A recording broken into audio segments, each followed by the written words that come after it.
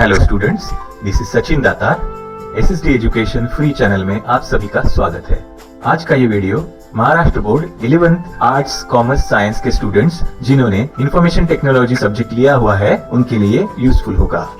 Students, video आखिर तक देखिए और अगर अच्छा लगे तो लाइक सब्सक्राइब करना मत भूलिएगा। हेलो स्टूडेंट्स, आज हम शुरू करने जा रहे हैं chapter number 4 that is cyber law. इसमें हम क्या सीखने वाले हैं?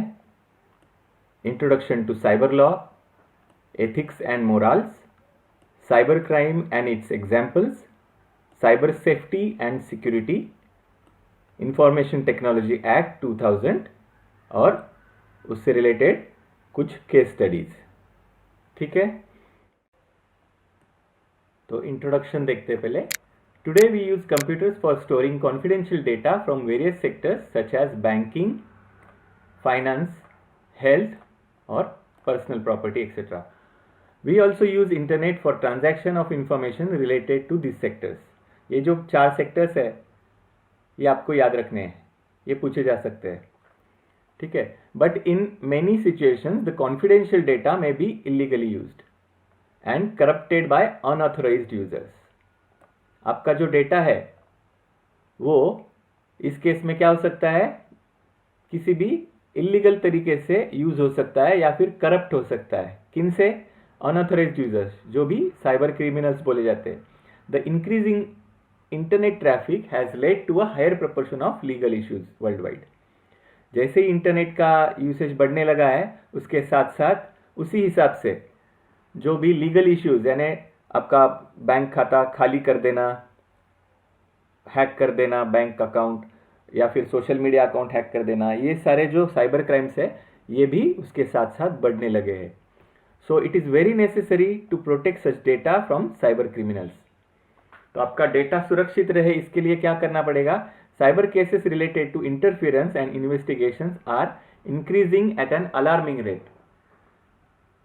भारत में साइबर क्राइम्स शुरुआत में तो नहीं थे, लेकिन बाद में जैसे जैसे इंटरनेट का यूसेज बढ़ने लगा तो जैसे अच्छे दिमाग वाले रहते हैं वैसे कुरापाती दिमाग वाले भी रहते हैं साइबर क्रिमिनल्स, तो वो भी इलीगली डेटा यूज करने की कोशिश करते हैं। तो उन सब से बचने के लिए हमें एक पुख्ता लॉ चाहिए था जो कि 2000 साल तक नहीं था हमारे पास भारत देश में। तो to control such crimes it is necessary to follow ethics in field of computer. Cyber criminal तो अपना काम कर देगा, लेकिन हम जो लोग हैं जो इंटरनेट पे हम ट्रांजैक्शन करने लगे आजकल, तो कंप्यूटर के थ्रू ही ज़्यादातर काम होता है। तो ये कंप्यूटर पे ट्रांजैक्शंस करते वक्त या फिर सोशल मीडिया अकाउंट्स पे काम करते वक्त हमको क्या सावधानी बरतनी चाहिए, हमारा एथिक्स मोरल्स क्या होने चाहिए, ये भी साइबर लॉ के अंडर कवर किया गया है। तो cyber law is being amended quite regularly. Cyber law जो हम बोल रहे हैं वो है क्या? तो पहले इंट्रोडक्शन देखेंगे। साइबर लॉ का डेफिनेशन आपको आ सकता है तो वो याद रखने का है और ब्रीफ उसका डिस्क्रिप्शन भी याद रखने का है। Cyber law is the area of law that deals with the internet's relationship to technological and electronical equipments elements including computers, software, hardware and information system that is IS। क्या है cyber law? एक तरह का एक law of court ही है। सन 2000 से पहले हमारे पास कंप्यूटर से रिलेटेड जो भी क्राइम्स थे उनको टैकल करने के लिए कोई भी एक पर्टिकुलर लॉ नहीं था इंडिया में। तो साइबर लॉ बनाया गया। वो क्या करता है? साइबर लॉ इंटरनेट से रिलेटेड यानी टेक्नोलॉजिकली और इलेक्ट्रॉनिक इक्विपमेंट्स जो है यानी कंप्यूटर, सॉफ्टवेयर, हार्डवेयर और हमारा इंफॉर्मेशन सिस्टम, इससे रिलेटेड जो भी क्राइम्स होते हैं उसको टैकल करने के लिए, उनको कैटेगराइज करने के लिए, किस तरह का क्राइम है वो कैटेगराइज करने के लिए, किस तरह के क्राइम के लिए क्या सज़ा होनी चाहिए, क्या प्रोसीजर्स है उसके लिए, तो वो सब साइबर लॉ में आता है। Cyber law is the part of overall legal system that deals with the internet, cyber space and their respective legal issues. ये भी एक तरह का डेफिनेशन ही हो गया। तो सब याद रखना है आपको ये पूरा paragraph. Cyber law covers a fairly broad area encompassing several subtopics including freedom of expression, access to and usage of internet and online privacy. Cyber law क्या क्या कवर करता है? एक ब्रॉडर वे में कवर करता है कि फ्रीडम ऑफ एक्सप्रेशन, अभिव्यक्ति जिसे बोला जाता है, तो फ्रीडम ऑफ एक्सप्रेशन भी कवर करता है। Access to and usage of internet, internet का आपको यूज करने का हक है, तो उसके साथ साथ आपके कुछ कर्तव्य भी है, तो वो भी आपको याद दिलाता है। ऑनलाइन प्राइवेसी, आप जब ट्रांजैक्शन कर रहे हो या फिर कोई वेबसाइट पे ऑनलाइन अगर आप काम कर रहे हो, तो आपका जो डेटा है वो प्राइवेसी आपकी मेंटेन रहे, इसका भी सुनिश्चित करने के लिए साइबर लॉ उसमें काम करता है। साइबर लॉ तो हमने देखा इंट्रोडक्शन, अब उसके एडवांटेजेस क्या क्या है वो देखेंगे। The IT Act 2000 attempts to change outdated laws and provides ways to deal with cyber crimes. We need such laws so that people can perform transaction over the internet through credit cards without fear of misuse. ये most important है, without fear of misuse. IT act क्यों बना? क्योंकि हमारे पुराने जो laws थे वो आउटडेटेड थे, जिसमें अगर कंप्यूटर से रिलेटेड या इंटरनेट से रिलेटेड कोई क्राइम होता था तो वो कवर नहीं थे। तो अब जाके जब ये हुआ है 2000 में, तो उसका एडवांटेज क्या हुआ है? People can perform transaction over the internet without any fear. वो क्रेडिट कार्ड यूज कर सकते हैं, उनको अभी कोई डरने का जरूरत नहीं है, क्योंकि वो डेटा बहुत हद तक 99.9% तक सेफ रहता है। Second one is the IT Act offers the much needed legal framework so that information is not denied legal effect, validity or enforceability. ये जो है wordings solely on the ground that it is in the form of electronic records. अब इसका मतलब समझिए, IT Act offers much needed legal framework. पहले सादा जो लॉ था उसमें क्या था कि कोर्ट ऑफ लॉ में अगर कोई एविडेंस चाहिए रहता तो वो कागजी एविडेंस को ही मानते थे।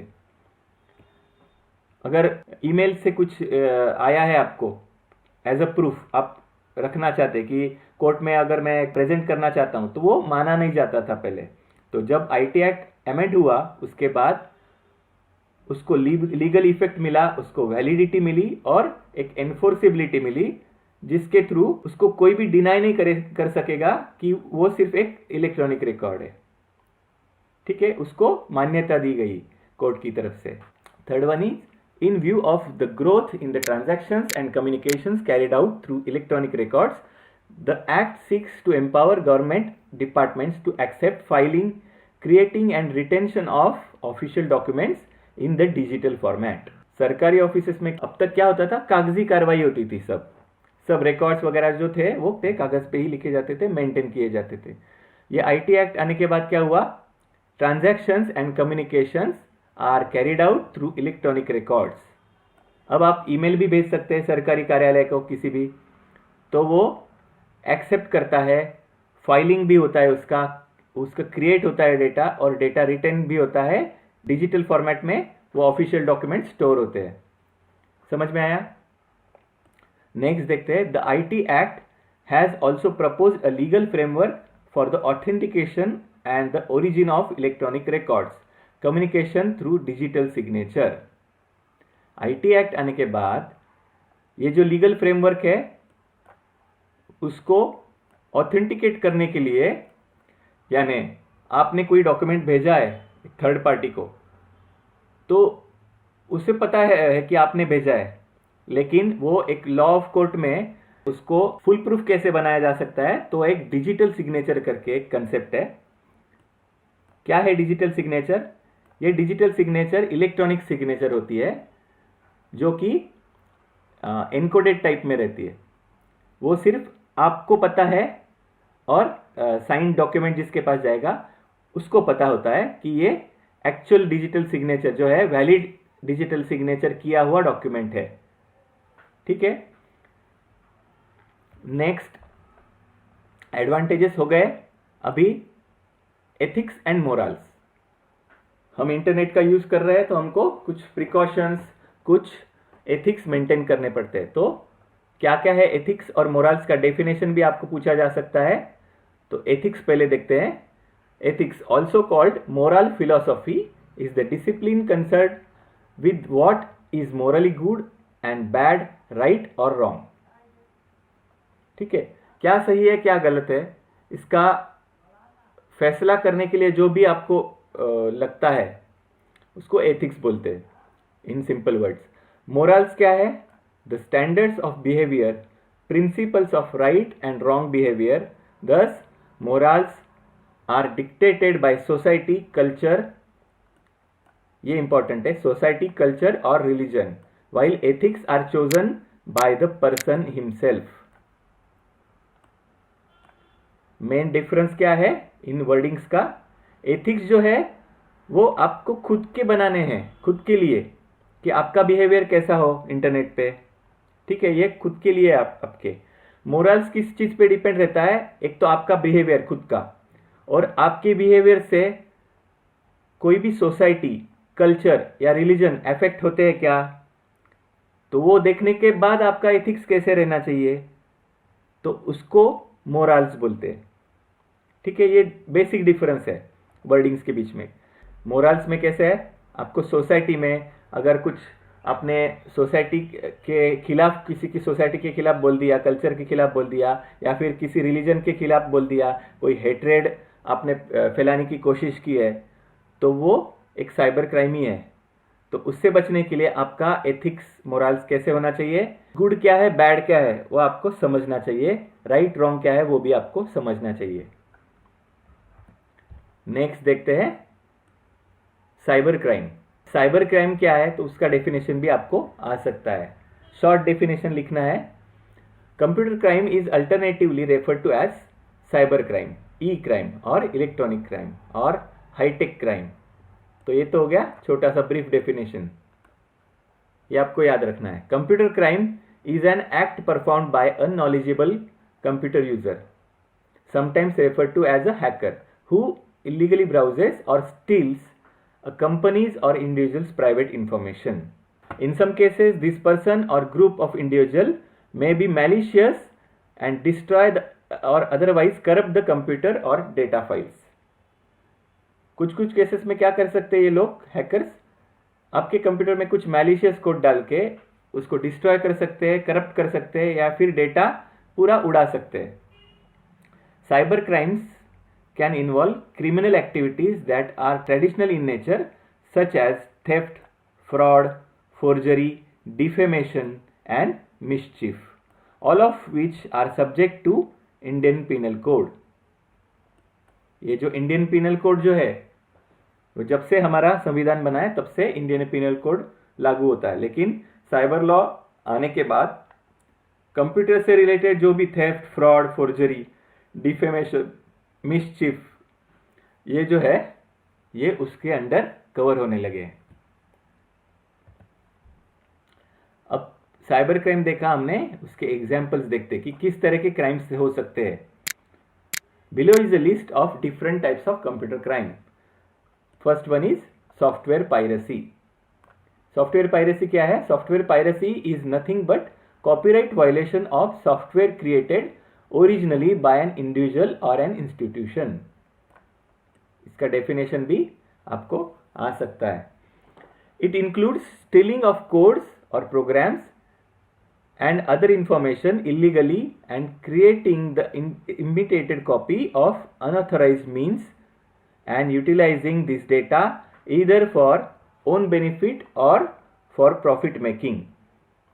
सॉफ्टवेयर पायरेसी क्या है? किसी दूसरे ने अगर सॉफ्टवेयर बनाया है, उसको चुरा के, यानी उसका कॉपी लेके हम इंस्टॉल करते हैं अपने कंप्यूटर पे, that is called software piracy. A copy of licence software. Licence software का मतलब क्या है? आपको पैसे देके लाइसेंस मिलता है उसका यूज करने के लिए। तो आपने क्या किया, सीधा कोई पायरेटेड कॉपी जिनमें स्टोर रहती है, वो साइट से अगर आपने कोई लाइसेंस सॉफ्टवेयर डाउनलोड कर लिया, क्रैक्ड सॉफ्टवेयर जिसे बोला जाता है, तो वो एक तरह का सॉफ्टवेयर पायरेसी क्राइम है। फॉर एग्जाम्पल डाउनलोडिंग गेम्स, अगर आपने गेम्स भी डाउनलोड किए, फाइल शेयरिंग किया, डिस्ट्रीब्यूट किया, आपने सिर्फ डाउनलोड नहीं किया, आपने किसी दोस्त को भी भेज दिया वो पायरेटेड सॉफ्टवेयर, तो उसका जो क्या बोलते हैं, दायरा बढ़ जाता है। नेक्स्ट एग्जाम्पल देखते हैं, unauthorised access. Gaining access without the users permission is known as unauthorised access. इसका डेफिनेशन भी पूछा जा सकता है। Authorisation means granting access rights to resources which is related to information security, computer security and to access control in a particular sector। Authorisation क्या है कि किसी चीज का आपको एक्सेस देना, रिसोर्सेस का। समझो आपको किसी ने डेटा दिया है आपको, तो आपके पास उसका एक वैलिड यानी राइट है आपको, तो आप ऑथोराइज्ड यूजर हो।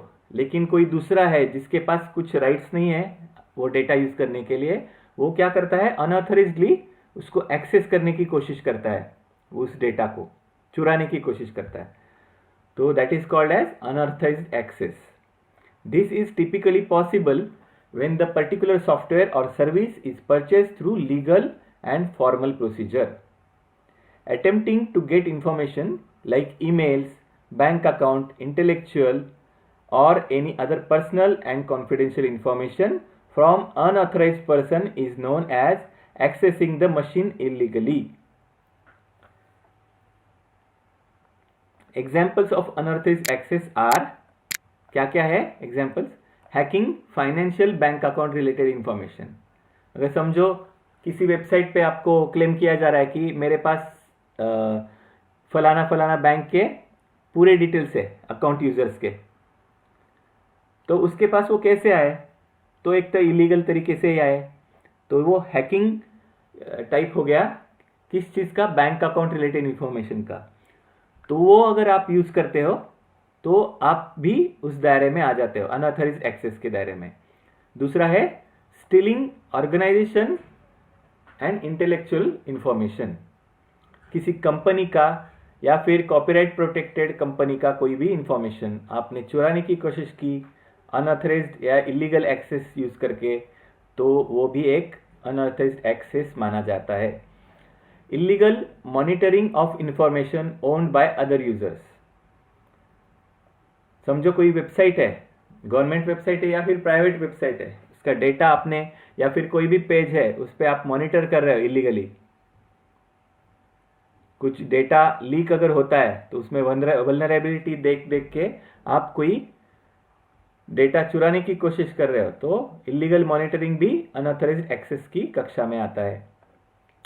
नेक्स्ट है illegal use break of login and password of other users.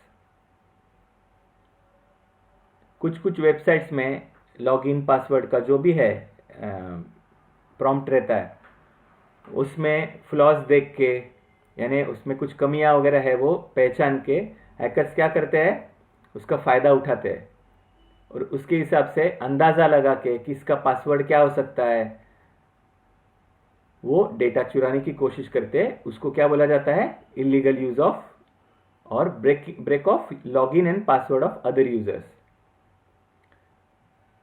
Next है causing intentional irritation to other users by mean of damaging software and important information. इसमें डिफरेंस क्या है कि किसी का कोड जो है वो आपके हाथ में लग गया है एज अ क्रिमिनल, तो आपने क्या किया, उसको कोड को मिस्चियसली उसमें गार्बेज कोडिंग डाल दिया, तो वो उसका कोडिंग खराब हो जाता है, तो नुकसान होता है उसको, तो वो भी एक अनऑथराइज्ड एक्सेस बोला जाता है। नेक्स्ट क्राइम देखेंगे, साइबर क्राइम, कॉपीराइट वायोलेशन। आपने ये वर्ड बहुत बार सुना होगा, कॉपीराइट। तो कॉपीराइट क्या होता है, a copyright is a legal right that gives the creator of literary, artistic, musical और other creative work the sole right to publish and sell that work. ये कॉपीराइट का डेफिनेशन है, ये भी आपको पूछा जा सकता है। कॉपीराइट ओनर्स क्या करते हैं, copyright owners have the right to control the reproduction of their work including the right to receive the royalty payment for that reproduction. Copyright क्या है, एक लीगल राइट है, किसको मिलता है ये, क्रिएटर को। एक तो साहित्य यानी लिटरेरी में मिल सकता है या आर्टिस्ट को मिल सकता है, म्यूजिशियंस को मिलता है, या फिर किसी तरह के क्रिएटिव वर्क आर्टिस्ट जो रहते हैं उनको मिलता है। किस तरह का राइट रहता है ये, ताकि उन्होंने जो भी किया है क्रिएट वो उसको पब्लिश कर सकते हैं और उसको बेच भी सकते हैं। तो पब्लिश करने का और बेचने का हक सिर्फ उनको ही रहता है जिनके पास कॉपीराइट रजिस्टर्ड है। दूसरे लोग अगर उसको बेचने जाते हैं तो वो कॉपीराइट वायलेशन होता है, या फिर दूसरे लोग उसको यूज करते हैं विदाउट परचेसिंग, तो वो भी एक कॉपीराइट वायलेशन होता है, या फिर वो डिस्ट्रीब्यूट भी करते हैं तो भी एक तरह का कॉपीराइट वायलेशन ही होता है। समझो, आपने इसका एग्जाम्पल देख लेते हैं। अभी ये मैसेज दिखा रहा है कि this DVD is protected by copyright. आपने बहुत बार देखा होगा कि पायरेटेड डीवीडीज रहते पिक्चर्स के, हिंदी मूवी के, इंग्लिश मूवी के या रीजनल मूवीज के। ये बाजार में पायरेटेड मूवीज जब आती है डीवीडी या डिजिटल फॉर्मेट में, तो वो भी एक तरह का कॉपीराइट वायलेशन ही है। आप क्या करते हो, उसको बिना पैसे देके, यानी कॉपीराइट होल्डर जो है उसको बिना पैसे देके आप इलीगली यूज कर रहे हो उसको। नेक्स्ट क्राइम देखते हैं, क्रैकिंग। क्रैकिंग क्या है? Activity such as decipher codes और password and breaking security system for illegal reasons is called cracking. तो ये जो भी है साइबर क्राइम्स, इनके आपको डेफिनेशन याद रखने हैं। एक्टिविटी सच एज डिकाइफर यानी काइफर कोड रहता है, वो उसको डिकाइफर यानी डिकोड करने का जो है पासवर्ड, उनको ब्रेक करके सिक्योरिटी सिस्टम्स में घुसना, तो वो इलीगल रीजंस की वजह से अगर आप जाते हो किसी सिस्टम में तो उसे क्रैकिंग बोलते हैं। The cracker will use a program और script known as a crack that has been written specifically to do what they are hoping to achieve. Crack क्या है? एक तरह का प्रोग्राम ही है जो क्या करता है, इलीगली उस कोड में, यानी जो भी आप प्रोग्राम है उसके कोड में, इंटरनल कोड में जाके उस कोड को डिकाइफर यानी डिकोड करता है और उस सिस्टम को ब्रेक करके, जैसे आपने लाइसेंस सॉफ्टवेयर देखे होंगे, तो लाइसेंस सॉफ्टवेयर में क्या रहता है, लाइसेंस रहता है हर एक का। लाइसेंस किस तरह का रहता है? कोई कीज रहता है, सीरियल नंबर रहता है, या फिर रजिस्ट्रेशन आईडी रहता है। तो वो क्रैकर क्या करता है, उस कोड में ऐसा डिकाइफरिंग करता है कि जिस वजह से एक तो क्या करेगा, एक तो वो लाइसेंस ही नहीं मांगेगा, या फिर उसका जो भी लाइसेंस है उसको क्रैक करके यानी सेटिस्फाई करके, वो बाद में लाइसेंस है या नहीं है, अनऑथराइज्ड यूजर करके जो पूछा जाता है बाद में, वो जो स्क्रीन आता है या मैसेज आता है वो बंद कर देता है, उसको बोलते हैं क्रैकिंग। ये भी एक तरह का साइबर क्राइम ही है। नेक्स्ट क्राइम देखते हैं, साइबर बुली और cyber stalking. Cyber stalking is a criminal practice where an individual uses internet to systematically harass or threaten someone. आप इंटरनेट का यूज करके किसी को धमका रहे हैं या परेशान कर रहे हैं तो वो साइबर स्टॉकिंग बोला जाता है। This crime can be perpetrated through email, social media, chat rooms, instant messaging client and any other online medium. ये कहाँ से हो सकता है क्राइम?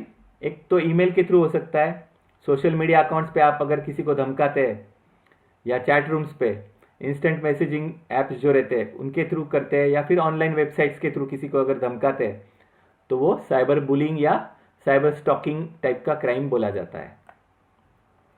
नेक्स्ट है फिशिंग। ये वर्ड भी आपने बहुत सारे मीडियाज में आपने देखा होगा कि क्या है fishing. This is a technique of extracting confidential information such as credit card numbers and username password combos by pretending as a legal enterprise. आपने कुछ आपको ईमेल आते होंगे ऐसे कि फलाना फलाना बैंक का आपका KYC बाकी है, तो अगर आपको कंप्लीट करना है तो ये करो, नहीं तो आपका बैंक अकाउंट बंद कर देंगे हम, या फिर कार्ड बंद कर देंगे। तो उसके बाद एक लिंक दिया रहता है, शॉर्टेंड लिंक। तो वो लिंक कहाँ पे जाता है? एक फेक साइट पे जाता है, उसी बैंक की तरह जिस बैंक में आपका खाता है या फिर नहीं भी है। लेकिन अगर गलती से आपका खाता है और आप जानते नहीं है कि क्या करना है, तो आप गलती में क्या करोगे, उस लिंक पे क्लिक कर दोगे, और बाद में जाके पता चलता है कि ये जैसे का तैसा ही है, जैसे बैंक का वेबसाइट है वैसे ही इस फेक वेबसाइट में भी वैसे ही इंटरफेस है। तो आप क्या करते हो, बिना देखे समझे उसमें आपका यूज़र नेम पासवर्ड डाल देते हो, या फिर अगर उसने पूछा कि आपका credit card debit card number क्या है, वो भी आप डाल देते हो। आपको सीवी भी पूछा जाता है, वो भी आप डाल देते हो। तो इस तरह का इंफॉर्मेशन कलेक्ट करना, उसे क्या बोला जाता है, फिशिंग।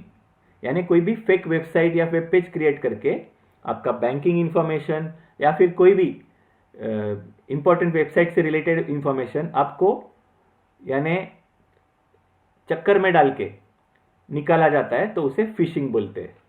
तो ये है फिशिंग टाइप का। Fishing is typically carried out by email spoofing. ये ज़्यादातर ईमेल स्पूफिंग यानी ईमेल के थ्रू ही ये घोटाला होता है। नेक्स्ट क्राइम देखते हैं, प्लेजरिज्म। अब ये प्लेजरिज्म वर्ड आपने पहली बार सुना होगा। Plagiarism is presenting someone else's work और idea as your own without their consent. Simple words में इसका डेफिनेशन है, क्या है, किसी और का काम या फिर उसकी आइडिया आपका खुद का है ऐसे बताते हुए आपने ऑनलाइन में प्रोड्यूस करना, इसे बोला जाता है प्लेजरिज्म टाइप का crime. The widespread use of computers and the advent of internet has made it easier to plagiarise the work of others. Internet के बढ़ने से क्या हुआ है, आपको हर कोई इंफॉर्मेशन आसानी से एक चुटकी में मिल जा रहा है।